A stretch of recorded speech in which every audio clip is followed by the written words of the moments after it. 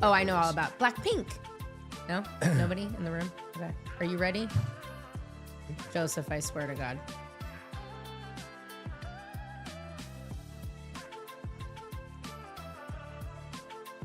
When are you ever behind the camera?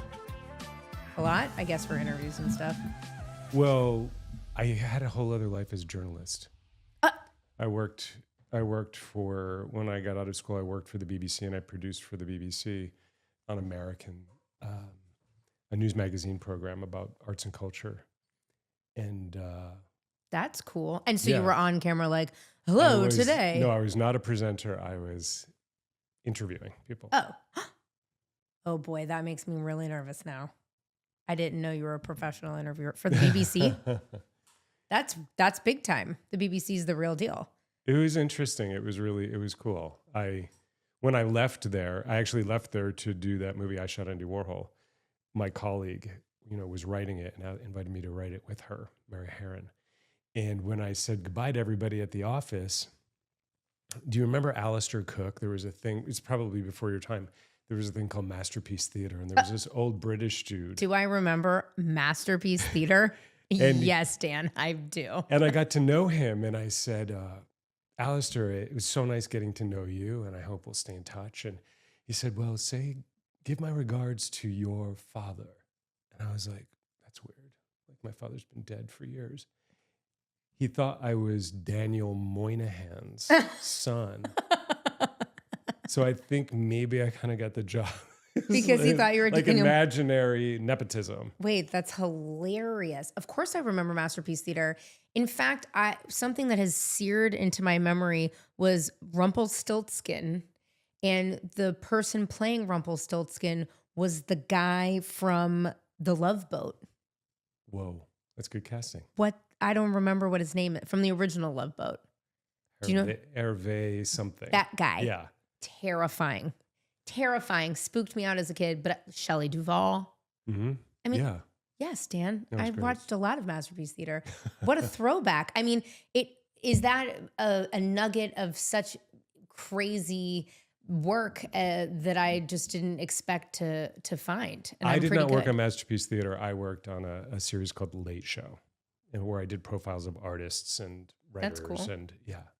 But it's Masterpiece But Theater we were all in the adjacent. same office, You, and I'm going to fudge what he had said. My darling former colleague and dear friend, David Canfield from Vanity Fair, wrote a lovely piece about you saying that you were really I'm going to overextend, but this is what I gleaned from it, the king of prestige television, the director who has really been involved in some of the most wonderful, what we call high prestige television. How does that feel? The piece that David did was like shocking. I was like, wow, that's me. But he asked me so many questions. I didn't know which way he was going to go with the profile. We had Fellow Travelers coming out, and he did that great interview, and he went deep. He went deep. Yeah, he really, I started in the indie world I shot Andy Warhol, which I co-wrote with Mary Herron, the director. And then I wrote and directed a film called Series 7. And my manager introduced me, set up a meeting with me with Alan Ball and Alan Poole, the creator and producer of that series. And I booked it. And it turned out that my movie was like this kind of cult movie and favorite in the writer's room. And that kind of set me off into the world of HBO. And shortly after that, I worked with David Milch on Deadwood. Huge. I love Deadwood. Like deeply. Because I love the cowboy. Like, honestly, I'm just a city slicker trapped in Glendale. Yeah. I mean, that was amazing because it was a huge production, but it was also the anti-Western Western. Right. And I learned so much working with him and so much working with Alan Ball. I worked with both of them for years. And so that was my big push. And then later on, I went to work with David Benioff and Dan Weiss on Game of Thrones. And so I've always been attracted to writers. Like I get crushes on writers, like, work crushes, like, these people. It's just the difference between working on something that's great and something that's middling. And knock on wood, so far I haven't at least intentionally worked on anything that was. You have a pretty diesel IMDb resume. I That's know. what I I wish mean. I It's could like, edit it a little bit. really? Why? It's like 6 Feet Under, Deadwood the movie. I'm going to even forget the L Word, Game of Thrones, Fellow Travelers, Halston, which I want to talk about in a minute, which you were also showrunner. I mean, I'm probably forgetting so many things. What else am I forgetting? So many. I mean, just really, but television shows that really the heyday of HBO. But what's so interesting about what I would assume each episode of those shows is they are an hour, and it feels like you're almost making a movie every single episode. Does it sort of feel like that?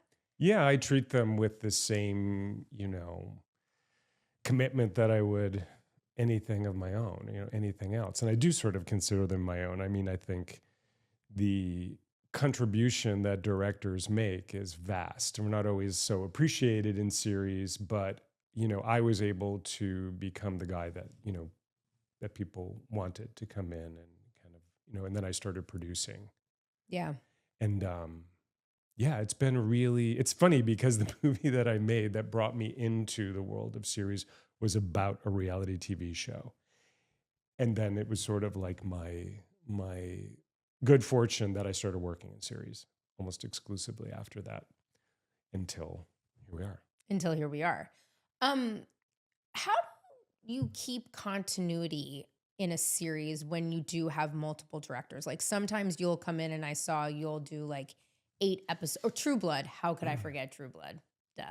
Very gay, very amazing, very vampire, all the vampires. But you do a ton of episodes for a series, or maybe like Game of Thrones, or I guess you were season 1 Game of Thrones, right? Season 1 and season 3. Okay, so that's a perfect example. Like you come in the beginning and then you come in later. How does a series as the viewer, like we don't know that there are different directors every episode. Like how do you keep it all? Like do you get a little notebook from the director before that's like, I changed this color? How does that work? No, I think you in a good series, the lead director will set the look of the show. On Game of Thrones, I was actually involved in setting the look of the show because there was another version of it that yeah. There was another version. What do you mean another version? Yeah, Tim Van Patten and I reshot a lot of the first episode. And it was very different. I don't remember the name of the director, but it was sort of looked like a live action fairy tale. And so we just wanted to kind of really dirty it up and make it what it should have been. Yes. And so someone comes in, they set the look of the show, and then your job as a director is to honor that. When I work as a producing director, or if, like, for example, on Fellow Travelers, I set the look of the show. Ron Niswaner and I, hired everybody, hired all the creatives. We had our references. I created a lookbook for it, which sort of became a Bible for the show visually, and some rules about how we were going to shoot stuff. And then I hired the other directors. Okay. And then, you just kind of keep them in line.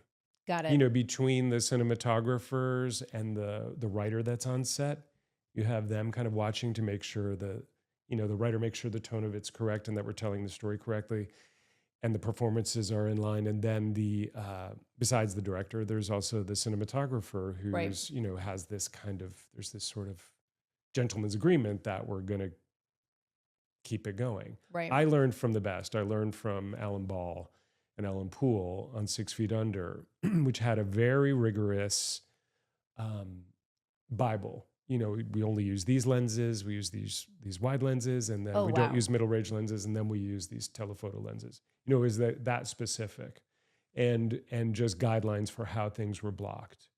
And I carried that forward. I really put that forward. Like when I went to do House of Cards, I was brought in to produce a season of that, and my job was to bring it back to what Fincher had done. And so I was in dialogue with David, as we were shooting, he would watch my dailies.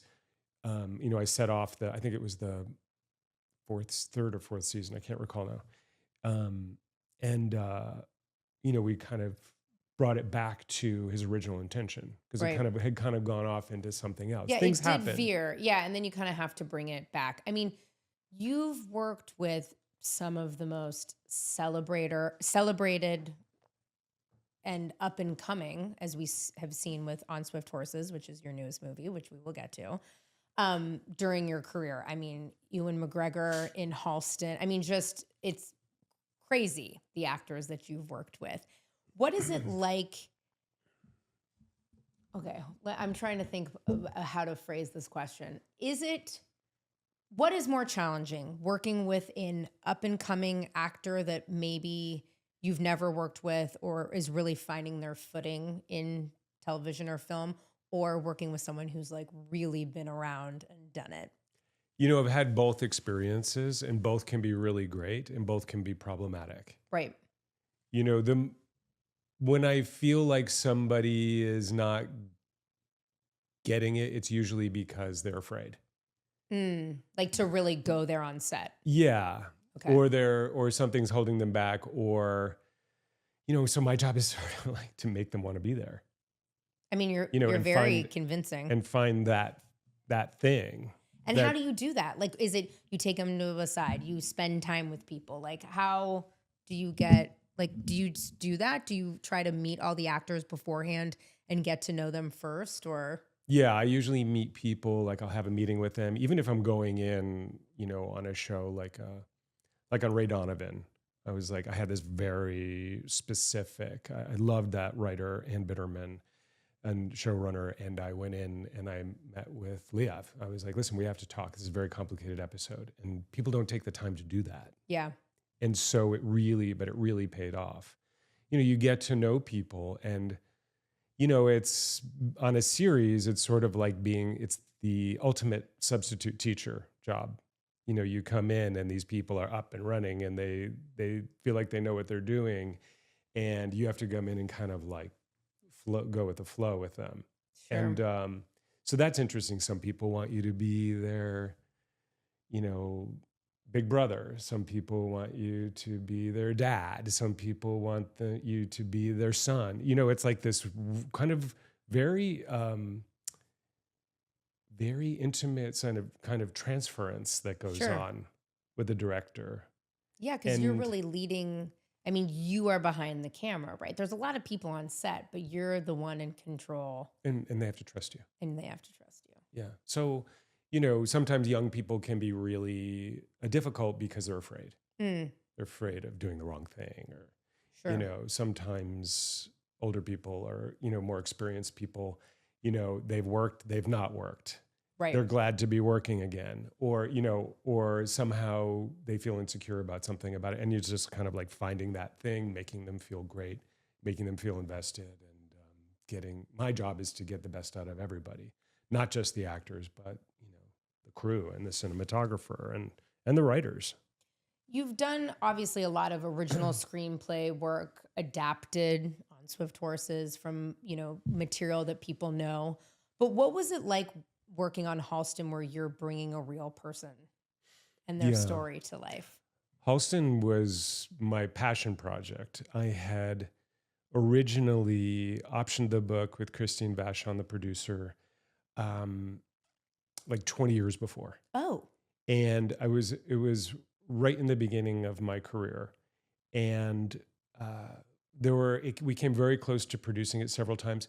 The difficulty of that story in particular is that it was to tell the story of what was incredible about this artist, what corrupted this artist, and how, he was destroyed, really required to tell the whole story. And that didn't fit easily into 90 minutes. And to her credit, Christine came to me 20 years later and said, hey, that book's available again. What do you think of doing it as a limited series now that you're doing so much series? And I was like, that's brilliant, because we could spend 5 or 6 hours really going there and Yeah. really moving through time. And, she suggested, well, what if we get Ewan? And I was like, do you think? Where did And, that come? Why did she think Ewan for him though? she had a good experience with Ewan years ago, and they had been looking for something to do together. They did Velvet Goldmine together with Todd. Got it. And I met with him. It was one of those, we're at the same agency. I thought I was going to meet with him and probably like a table full of agents, and they just had a room with some snacks in it and some drinks in it.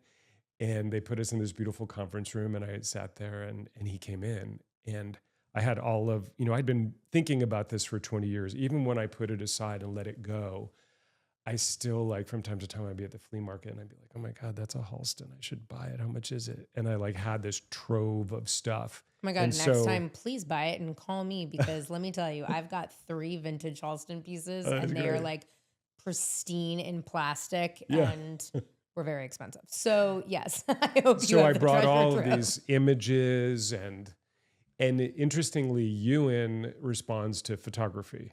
He got a lot from this. And I think it's the first time he's played a real person. In Velvet Goldmine, he was kind of playing Iggy Pop, but it wasn't really Iggy Pop. Right. This was a momentous meeting for me. I was like, oh my God, like, if I don't, and by the end of the meeting, he agreed. So we talked about it. He asked a lot of questions. And I brought a dress that he could see and kind of open up, and we turned it inside out, and we looked at it and explained to him how he worked and how it was made. So that was an incredible experience, and really like an alignment of the planets. We brought it to Ewan, Christine, and the team and I went out and pitched it everywhere. And I had just done the assassination of Gianni Versace, as I produced it with Ryan. And when they found out that we were out pitching it, he was like, I've wanted to do that story forever. You have to come and bring it here with me. And it feels very Ryan Murphy. He was the one who was crazy enough to do it and really, entrusted. We had a great experience on the assassination of Gianni Versace. What a fun thing to shoot also. I mean, I'm, Andrew Cunanan, the story, I'm born and raised in San Francisco. So for me, you know what I mean? It's a story. Local hero. I just always was like, this guy's fucking crazy. But also, it's Versace. Like, as a kid of the 90s, like, it was, that was such a cultural, moment in fashion, but also his murder and, all of it. But what fun sets from that was crazy. Versace to Halston. That apartment in Halston with those is that a real apartment? That was going to be so challenging, because to build that was going to be an insane amount of money. A couple $100,000. It's a famous apartment that was designed by Paul Rudolph, the brutalist architect. It wasn't built for Halston. It was built for this Texan family who had that as their pied-à-terre in New York. Halston bought it and brought Paul Rudolph in to restore it to his original. They had done some changes to it. I had the good fortune of interviewing Paul Rudolph, the architect, before he died. And when we were going to do this as a movie. And he gave me great insights into Halston, who had like the greatest respect for his design and wanted everything done to his, exacting. Paul Rudolph was a very controversial figure. He was the dean of architecture at Yale, built the brutalist library that's still there, and which he was so reviled and it was so controversial that the students burned it down, and then it was rebuilt. Whoa. He was a really interesting person. That set was built within an existing home in Brooklyn that was in sort of this beautiful home that was built into a warehouse. We built that floating staircase, kind of foreshortened it, put in the kind of Pullman kitchen in the back. And it's a very good, and it's about a third wider than the real one. And the incredible production designer was going to make it narrow. I was like, no, we're going to need the space. We can shoot it to look smaller. Right. Because it was like, can you imagine a crew walking around on these carpets? It's like, it was an amazing experience. The other thing that his name is Mark Ricker built was that the Olympic Tower showroom, which was crazy. That was a complete build with 20-foot mirrored cantilever doors. Yeah. It was The was like being there. That's what I mean. I mean, it's just that show was just incredibly shot. Was there anything from set that you took? Well, I do have one of the sofas in my apartment in New York. One of the sofas from that apartment? Yeah, which was used several times. It was used in the Olympic Tower. It was used in his apartment. It was used in his house in Montauk. And I just have like a fragment of it in there. And it's pretty good. Yeah, it's a nice memory of it. And when things are really successful, you feel so transformed into those spaces. Sure, we've all watched wonderful things that have, been shot on a long alleyway and God knows it's behind the lot and who cares? But when you're really trying to put yourself into the world of a visionary like Halston or Gianni Versace and the color, even just the saturation of the color of Versace was so intense. It felt very 90s in this way. Yeah. You know what I mean? It felt electric. Yeah. And same thing with Halston. It was just so good. Did anyone from his life reach out afterward and say, "Oh, you got this right," or "You got this wrong"? Well, it's interesting. There are some people.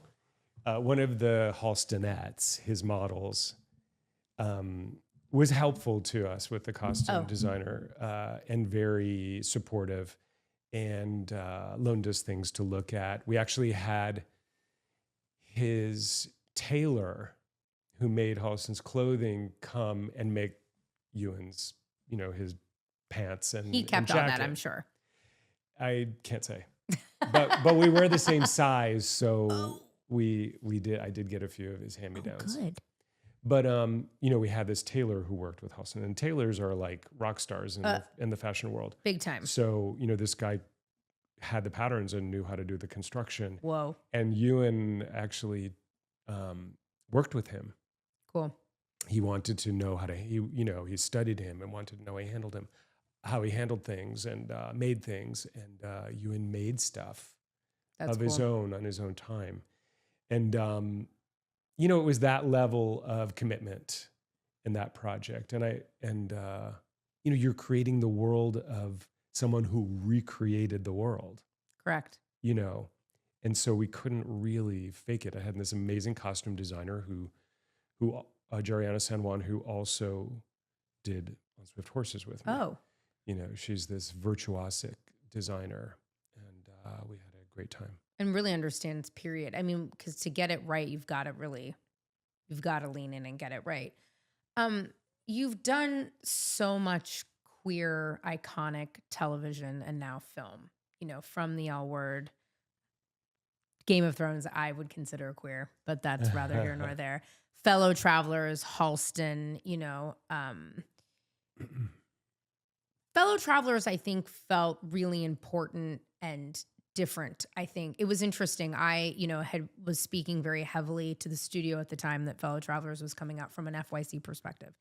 And I really loved that they had come to me as a queer woman in Hollywood, I guess, in FYC space.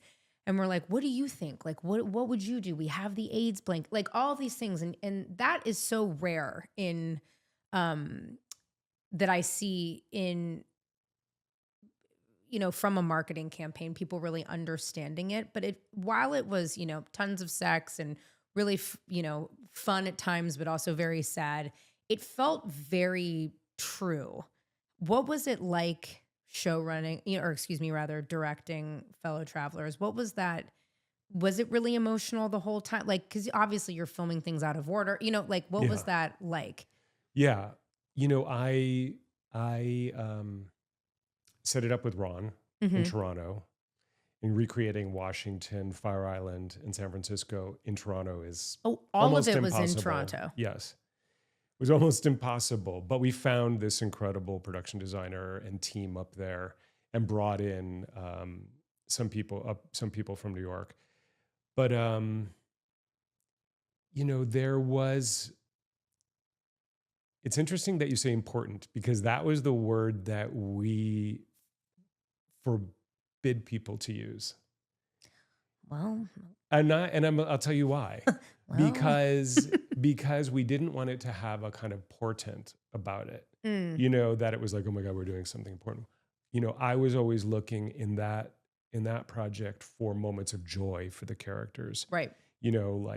Like levity. Like, was there a way, because they still, would have had fun, like that house party The house and party's insane in Fire Island. Is that the yeah. one you're talking about? Well, the house party that the girls have, and Oh, they yes. invite, Johnny Bailey to Yes. to that party, and they have a boy there who, they fix him up with. Yeah. That was one of the few times when they actually get to have a good time. Yeah, that's true. I guess the Fire Island party was like dark and twisted at the end. Yeah. Well, listen, I think for me it felt important because I grew up in San Francisco in the 90s watching cousins and family friends just get ravished by AIDS. Yeah. Like as a kid, I'll never forget going to this little church over like right before you hit the sunset.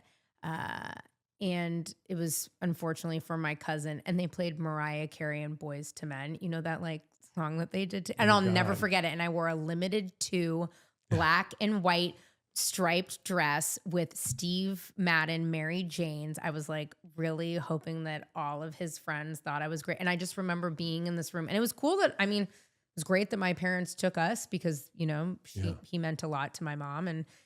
But that's kind of shit like sears in your memory as a kid. Yeah. And I think that a lot of people don't really understand what happened. So for me, it felt like watching a series that was not only really interesting from the politics side. I wasn't really privy to any of that. And I liked the love story intertwining. And Matthew Bromer, I think, did a great job of this, like, double life situation and really wrestling with that. And I think he did a wonderful job. And so did Jonathan Bailey. I mean, the acting was great, but it was also great to really see what was happening to that community and people who weren't there realizing. Like when Matthew Bromer was like, oh, shit, when he went to San Francisco and saw it all. That's why I feel like I was like, oh, this is pretty accurate, Yeah.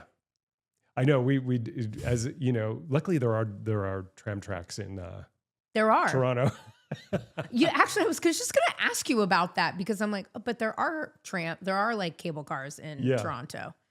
That project when Ron Nicewaner and I had been looking for something to do together for a while, like I would send him a book or he would send me a book or a script, and we'd be like, maybe not. And then he called me. He's like, no, this is the one. And I read it and I fell in love with it. But I really felt I was surprised that I didn't know that much about the Lavender Scare. Really? Yeah. I guess me too. That's it was what sort I of mean. a footnote. It does feel like a bit of a footnote. And when I was watching it, because I'm a nerd, well, I told you the other day, I watched most of it. Basically, I watched 2 episodes at home, and then I watched all of the rest of the episodes on a flight from Rome to Los Angeles next to this lovely couple who was like, whoa, because there's a lot of sex in Fellow Travelers. Like a lot of sex. And it's not just like a little sex. It's like sex. It's like gay guys sex, For my little lesbian self, I'm like, whoa, that's a lot of sex. But I had Googled before. I'm like, God, was this like really going down with McCarthyism? Like I had, what I mean? I was like, whoa, this is like crazy. Concurrent to the Red Scare. All accurate. I mean, it was just nuts. Yeah, they persecuted and destroyed the lives of thousands of government workers, in that time. Anyone who didn't, was not sympathetic to them, they were going to get rid of. Sure. So I thought it was so brilliant that he was making the parallel of these people being gay and lesbian people being persecuted in the 1950s, and then the basic genocide of people of gay men in the 1980s who were dying of AIDS. Yeah. So I thought that was a really beautiful and such a smart, kind of paradigm he set up, and I wanted in immediately. Having lived through that, I moved to New York when I was 18 to go to art school. And you get to like I'd been waiting my whole life to get to New York, and it was like, don't touch anyone, don't use the same towels, don't drink out of the same cup. Like it was this like terror. And then I watched people around me just drop, and I really felt like, having had that experience, I really felt like I could really bring something to this project. Well, And so that you was, felt it because it felt exactly like that. That complete terror and urgency and unknown and confusion was there, at that time. I And it was remember also thinking maybe I would live to be 30. really, As a gay guy, I felt like a time bomb, because they didn't know, how long is the incubation period of this disease, or does it take, so like any intimacy that you had was terrifying. And then, but it seemed like you could already have it. So it was a very strange way to come of age. And well, and where did you grow up? in suburban Connecticut. I assume closeted, or were you not? It You were pretty open. was like an open secret. How were your parents about it? At first, I think they were kind of shocked by it, and then it's what it was. Sure. And I went to art school, and then I went to, like I was Yeah. always like in the arts and theater. But I guess even with a level of acceptance from your parents, I think generally it still probably wasn't very accepted. So to not be able to express yourself as a teenager, probably to the extent that you would want to, and like most teenagers do, then going to art school and just feeling like a whole nother level of shame and Yeah. terror, it's just like, oh my God, like it's just compounded. It was intense. Yeah. It was intense. But I bet the partying was real good in New York It at did. that That's time. that's the part that's back to the joy of it. Yeah. And I feel like, if anything, if people take away anything from Fellow Travelers, it's like, queer people find each other. Well, Like, we're going to find each other. There's going to be community. It's going to happen, even if it's going to happen in a secret house party, well, great segue, Dan, to On Swift Horses, which is your newest film where queer people, no matter what, do find each other in any way, even if they're running away from it, they come back. You have, I think, Gen Z darling heartthrob, the Dylan McKay, if you will, of Gen Z, Jacob Elordi. You have Daisy, who, I mean, is we were just discussing, really like on the rise to be, probably one of the largest actresses, I think, of the millennial Gen Z age. Very beautiful film. Very beautiful film. And really, I got so many people at the screening that we were both at this week had texted me afterward, and they're like, I didn't know what I was going in for, and I just didn't realize how stunningly beautiful, complicated, like I laughed, I cried, I felt very horny. I'm like, yep, I know. But what a beautiful thing to have done, and really kind of the first film you've done in some time. Yeah. If you don't count the Deadwood movie. Yeah. I mean, we count the Deadwood, Okay. but still, that's been some time, I suppose. Yeah. You got the book, you sent it to Peter, your producing partner, or how did it come together? Yeah. Peter and I knew each other socially. I think we were at the same agency and at UTA. And at one point he came to me and he said, wouldn't you like to do another movie? And I was like, yeah, I would. It was sort of like I think there was a time, it was probably during lockdown. Like I woke up one day and I was like, wow, I've been doing everybody else's homework for the last, 15 years. Like I should probably try to write something. And Peter started sending me stuff. He visited me and we were in lockdown in Provincetown. And there were things that like this didn't hit, that didn't hit. Yeah, oh, I don't know anything. Like this was like a French speaking thing. I don't think I could do that. Like we're back and forth, and then we were both sent Shannon Puffel's novel on Swift Horses, and I just poured. I think I read it in 2 days, and I'm a very slow reader. And I called him. I was like, okay, and I think I wasn't even quite finished with it yet. And I called him. I was like, I think this is it. And he's like, I just read that too. He's like, I love it. And so we spent the rest of lockdown talking about it. Peter reached out to Shannon Puffal, and we were able to option the novel. And she's this remarkable person. She teaches creative writing at Stanford. And this was her first novel. And I knew this writer, Bryce Cass, that I introduced to Peter, who we got to adapt it with. And and then it just started to roll that way. And then, Peter brought in financiers. We started thinking about cast, and it just got like momentum in a very, I think it occupied a lot of people during lockdown. Yeah, well, and that's nice because people had the time to really pay attention. How did Daisy Edgar-Jones come into play for the lead role of Muriel? Peter's partner used to represent her, Okay. Brian Swartstrom, at UTA, and she's a UTA person. And Peter was like, "What about Daisy?" And I said, "Well, I love normal people. Yeah. Like if she seems fearless and can kind of take this very internal character and very seemingly unsympathetic character and made her really compelling." And he said, "I think you should see this movie." And they sent me a link to that movie she did called Fresh, which is one of the more shocking I don't think I've seen horror that. films. Oh, it's a horror film? We talked about, I don't like horror films. It's really cool.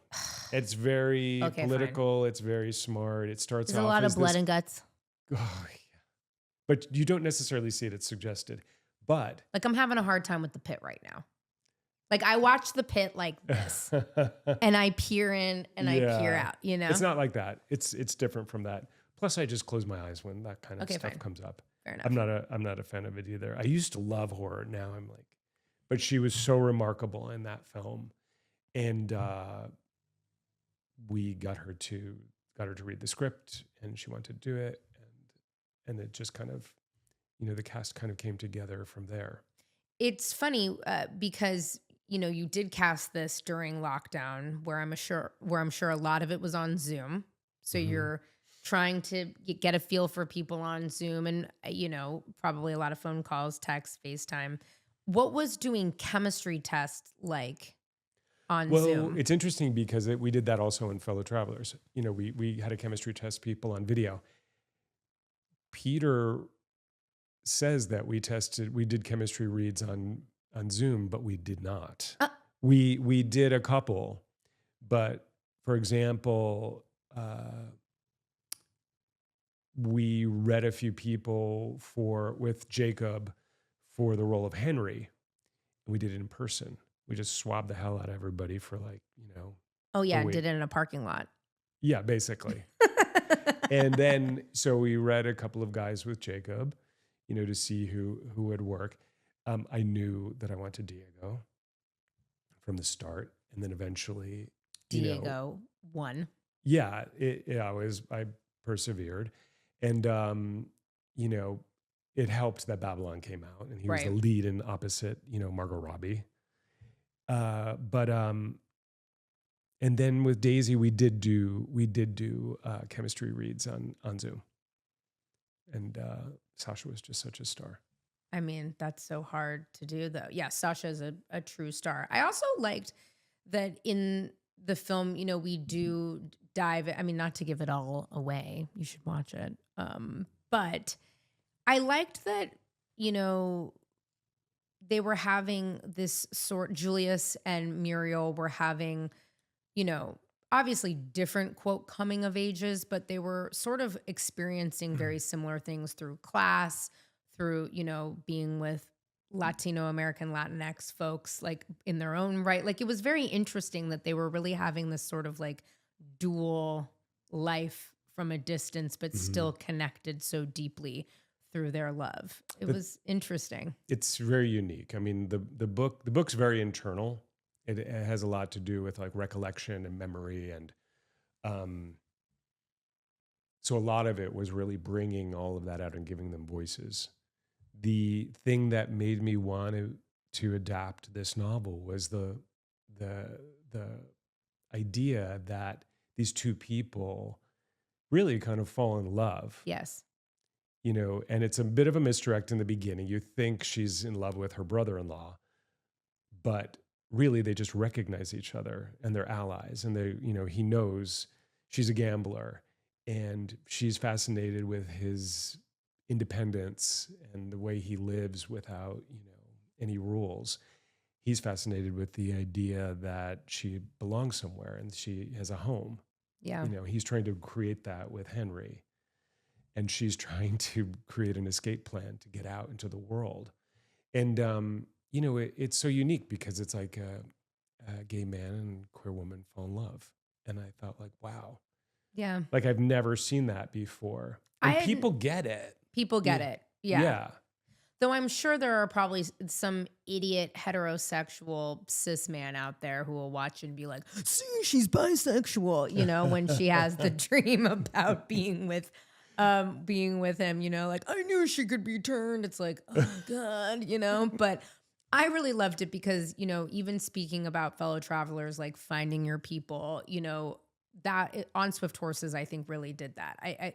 It really reminded me of when I started to see myself in others and really, they say when your friends become family, that's kind of what it evoked for me, their love. Because, for me, I have a complicated family relationship and my friends, I do love them like deeply, deeply, and also the heartbreak of when somebody knows you so well or can see you and you love so much, that's awful. Like when she finds out, Julius kind of said an offhand comment about her, it just broke her, because it stings when it's from someone who you think you can really trust and rely on and love.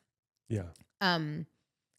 Again, kind of calling back to a lot of the emotional connection that we saw in a lot of your previous work, but also in Fellow Travelers. I love the last scene of the film where Julius is, in a bar searching on kind of, a calling card board, if you will. I don't know why I can't think of the right terminology. We call it the dead letter board. But dead letter board. Okay. Shannon Pufall made that term up. But it's this beautiful moment. And you see it with Muriel, but you do a wonderful thing where we can't see the board until we see it through Julius's eyes. And it's all these pictures and letters and notes from people looking for either lovers or families or friends and, et cetera. And that really, made me emotional because it made me think about, again, how our community is so tight-knit and deep. And if it needs to be secretive and underground, we will find a way to support each other. What was it like creating that board? The board was also the thing I don't know that I've ever cried reading a novel before this. And when the board, when he finds his name on the board and realizes that Muriel's looking for him and Henry's looking for him, it's incredibly touching and it's so important. And I feel like in the production meetings, I really made it clear to everyone how important this board was. And when we got to set, the board was about as big as that monitor. And I was like, where's the rest of it? And they were Someone's like, what do you getting mean? fired. No. And so, no, the set decorators and the production designer killed it. But there was a moment where we're like, okay, let's push that scene later. Everybody who, I need 3 different people with different kinds of handwriting. You write this, you write that. We had all these things and we had photographs. They had files of photographs, but we just built it out. And, it was a gamble, but it worked, Yeah. And I did pick up a few extra things, and there are people that I've lost that are on the board, friends, there's family members. There's this really camp picture of my dad, which is so priceless. Other crew members' families' pictures are up there. And, the thing that inspired it for me was I remembered seeing this documentary about Haight-Ashbury in the 60s, in the late 60s. And there were boards up where people, like people's kids would just disappear. They're Yeah. like, I'm going to Haight-Ashbury. I'm going to go find my happiness and fuck all this, Yeah. And so there are these there's this film footage of these boards with like, some girl in her high school yearbook, like, she Yeah. probably doesn't look like that at all now, Nope. but these people, these families were searching for their kids. And not just that, but, I also thought of when, I live in New York after September 11th, when people would post, there would be like, there was like this chain link fence that just went on for miles of people like looking for people, Yeah. and so it really reminded me of that. Also missed connections, Yeah. So yeah, I just thought there was something so beautiful about it. And we got there. Yeah. We started off with a little tiny Square rendition and you of got it, but we got there. And I think it really works. And Jacob just really brought it in that scene. And, it's movie magic. It is movie magic. I mean, I cannot have this episode without talking about the gayest and most favorite scene of mine, which is the very, very, very, very, very last scene where a beautiful horse out of nowhere arrives, saddled, and then gets ridden by Jacob Elordi into the fucking sunset to Reno. And I was just like, what? If this wasn't a gay movie, now it is Yeah. the gayest movie. Yeah. I just loved it. He brings but he does bring, it doesn't come out of nowhere. He brings the horse I know, to I'm just saying, Muriel. it He's feels- kind of like, giving her a little, Yeah. he's teasing her a little bit. He brings her this gift of a horse that he probably won in a card game. Yeah. He brings it to the house. He thinks they have a ranch, but They it's do just a not. ranch house in a housing development. And so they're stuck with this horse, which gets away from them. Right. And so in my mind, that horse has just been wandering around the housing development, hasn't quite gone feral, but, No, it got ridden. with the saddle and the tack, okay, that's movie magic. That was real. Because In the novel, he rides it bareback into the sunrise. Because what was so funny is that I actually paused it for a moment and was like, oh, he must be riding that bareback, which is crazy. That must hurt. I ride, so I know. And then I look, I'm like, no, he's like, this horse is like completely bridled and saddled like perfectly. I mean, this is Yeah. hysterical, but I did really love it.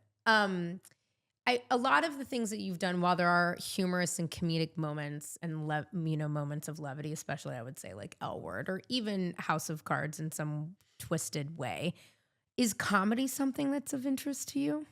Yes. Very much. I mean, I think, human behavior is funny. Yeah, I like observational humor. I don't like mean-spirited humor, but No. I like, Well, everything is such a shit show now that I feel like we all have to laugh at something, and that's one of the biggest reliefs of pain, especially for the queer community, is laughter. And since you've really made some of the most beautiful queer film and television, it would only make sense that you go into the Stop. ha-ha-has, Don't make me sing. Do you want to? A little cabaret, if you will. No, I think, as outsiders, we see the absurdity of, life and conformity and human behavior and, Religion. like invented. Just kidding. I mean, political satire is dead. There's no possibility anymore of political satire, No.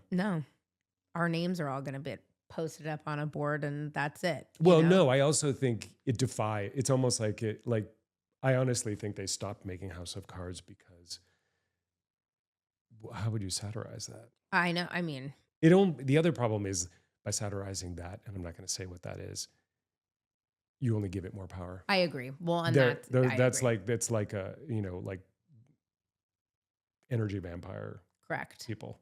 It's true. It is true. It is true. I've loved talking to you not once in a week. Yeah. Thank you for coming. It's so much fun. Was it? Did I Thank forget you. anything? I have to ask you one question. Yes, I will star in your next movie.